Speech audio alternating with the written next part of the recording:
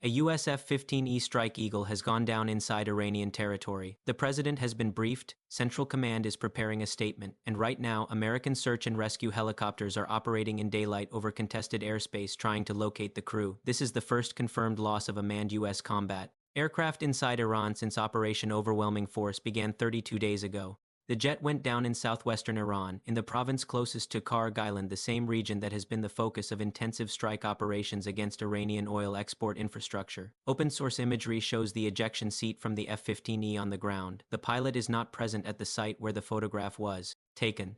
That suggests at least one of the two crew members ejected successfully and moved from the landing zone. Whether both pilots survived, whether they evaded capture, whether they are injured, none of that is confirmed. What we do know is that U.S. forces launched an immediate combat search and rescue operation. Footage captured in the region shows two American rescue helicopters being refueled in midair during daylight hours. That detail matters.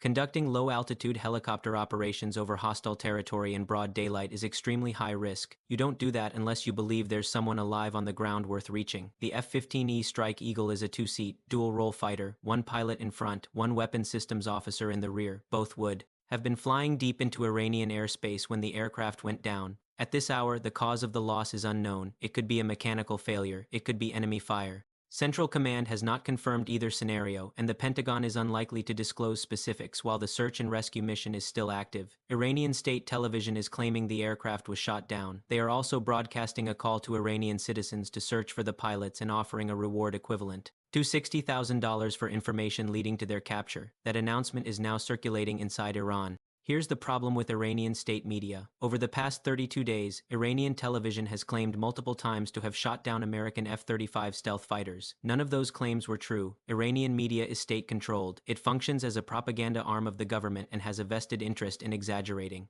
battlefield successes. That's why the Pentagon and journalists covering this conflict withheld reporting on this incident until the president was briefed and independent confirmation was obtained. The ejection seat imagery, the refueling footage, and the White House briefing together confirm that an F-15E has been lost. But the details Iranian media is putting out, particularly the claim that the jet was shot down, cannot be accepted at face value. What can be said is this: the aircraft is down, the crew status is unknown, and American forces are actively trying to recover them.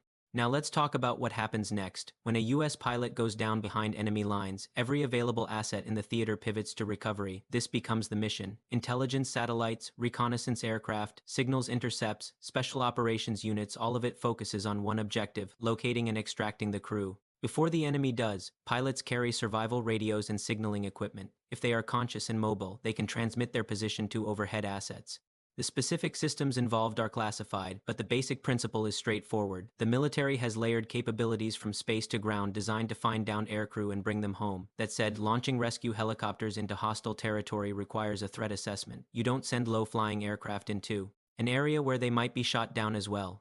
The fact that helicopters were seen refueling in daylight suggests the U.S. has enough air superiority in that sector to risk the operation, or believes the window to reach the pilots is closing fast. If either pilot has been captured, this conflict changes. A U.S. prisoner of war in Iranian hands would become a political and strategic flashpoint overnight. Iran would almost certainly use the captive for propaganda, leverage, or both. That is the scenario the Pentagon is racing to prevent.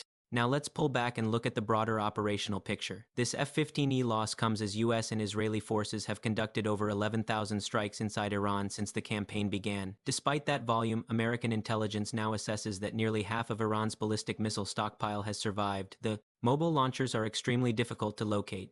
Many are hidden in underground tunnel networks that Iran has been constructing for over 2 decades. Even with round-the-clock strike operations, the missiles keep launching. Just minutes before this F-15E story broke, 3 separate waves of Iranian ballistic missiles were fired toward northern Israel. That tempo has not stopped. Iran is still launching, the launchers are still being reloaded, and the threat to pilots flying over Iranian territory remains severe. Iran's air defense network has been degraded, but it has not been destroyed. Surface-to-air missile systems, anti-aircraft artillery, and even legacy systems can still threaten low and medium-altitude aircraft. An F-15E flying strike missions would be operating in that threat envelope. It's worth noting that this is not the first time American pilots have had to eject over hostile territory in this region. During the Gulf War, 3 F-15Es were shot down by friendly fire when a Kuwaiti pilot mistakenly engaged them. All 3 crews ejected safely. At least one of those pilots returned to flight status and has reportedly flown missions over Iran in the current campaign. Survival is possible, recovery is possible, but it depends On what happens in the next few hours, the geography matters here. Southwestern Iran, near Kharg Island, is flat and arid. There is limited cover for evading forces.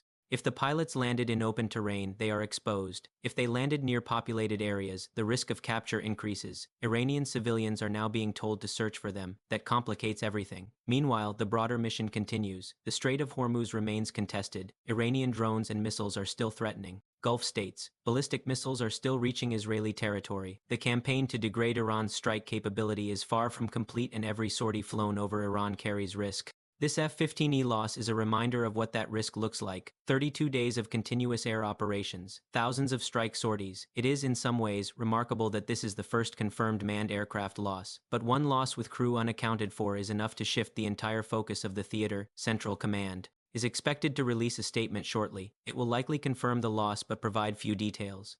The Pentagon does not disclose information that could aid the enemy or compromise ongoing operations. Battle damage assessments are classified. Crew status may not be released until the search and rescue mission concludes one way or another. What we know right now, a US F-15E Strike Eagle went down in southwestern Iran. The president has been briefed. At least one ejection seat was found on the ground without a pilot present. American helicopters are conducting search and rescue in daylight. Iranian state media is offering a bounty for the pilot's capture, and the cause of the lost mechanical failure or enemy action remains unconfirmed. This is a developing situation. The next 24 hours will determine whether this becomes a recovery story or something far more serious. If those pilots are still alive and still evading, every asset in the region is now focused on one mission: bringing them home.